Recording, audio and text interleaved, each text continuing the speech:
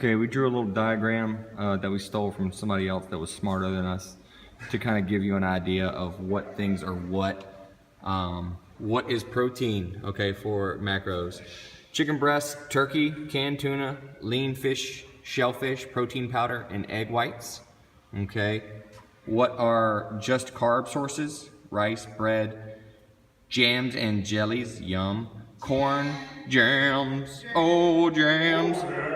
Corn, potatoes, both white and sweet. Cereals, oats, and fruit. What are fats? Butter, like Butters, Stotch.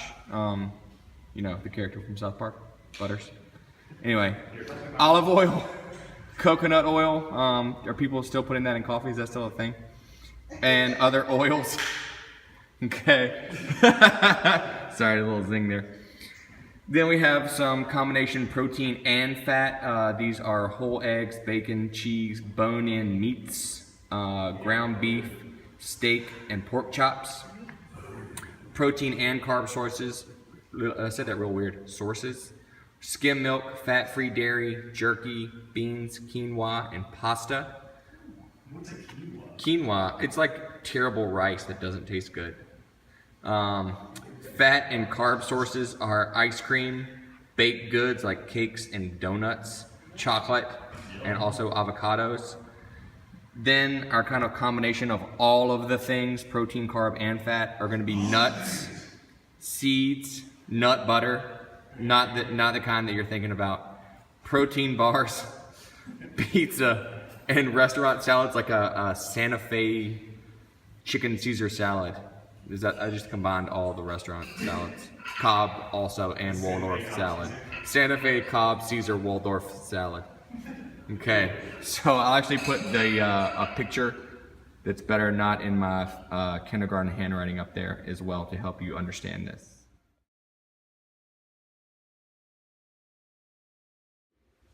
All right, this week we are going to macros or flexible dieting. So some differences between these. Paleo is more about food quality and kind of keeping a hormonal balance between insulin and glucagon.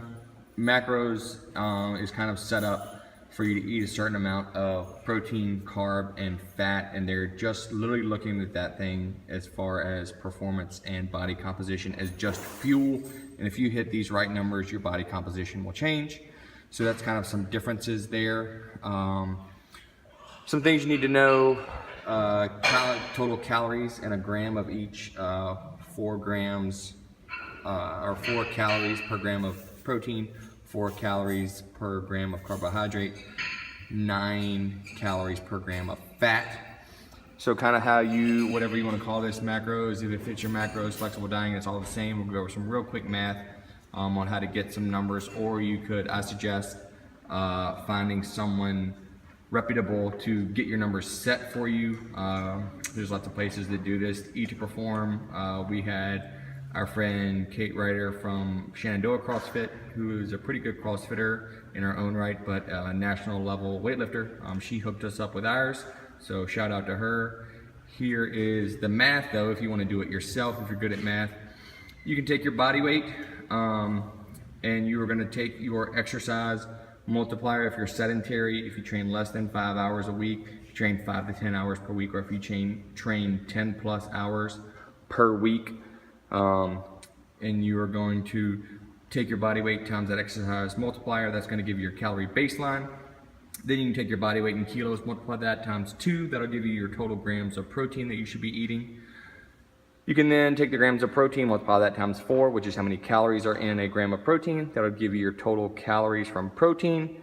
Next, you can move on to your fats. You're going to look at your body weight in kilos, and that's going to tell you the total grams of fat that you need. Then you can take that grams of fat, multiply that times 9, which is how many calories are in a gram of fat, and that'll tell you your total calories from fat. Then you can take your calorie baseline that you got up at the top, minus your total calories from your protein, minus your total calories from fat, and that'll leave you with your total calories left for your carbohydrates. Then you just take that number, divide it by 4, and that'll tell you the grams of carbs that you have. These are going to differ The app that we recommend getting for this is the app everyone recommends for this, which is MyFitnessPal. It's free, and you can pay for a upgraded version, but the regular version is free and works fine. Or find, again, a coach that knows how this stuff works and get them to set your macros, okay?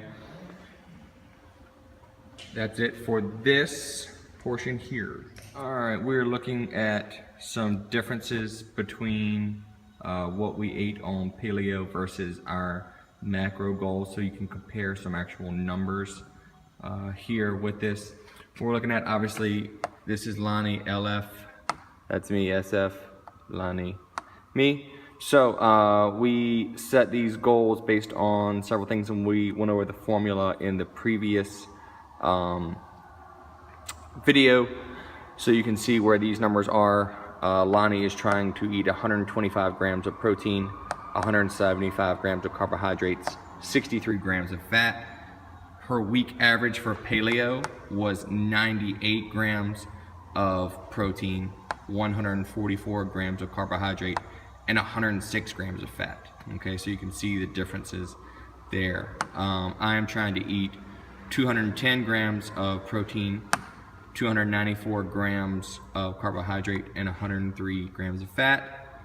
My average on paleo was 201, 244, 123. So you can see the kind of some differences here in paleo versus the macros. It's really hard to eat a lot of carbohydrates on paleo, of real grams of carbs. Again, as we learned, fruits and vegetables are carbs, but they are very low on calories and their actual grams of carbohydrate. So we were on paleo for performance, so we were able to get some decent numbers in, but as you can see, they're way low from what we're trying to do on our macros here. And since we ate so much real protein, you see, especially Lonnie, look at those fats were way high compared to what she is gonna try to do on the macros here. And as you can see, mine, yeah, she likes that. Mine was a little high as well, not as bad. Hers almost 40 grams, 50 grams over, so there's some differences.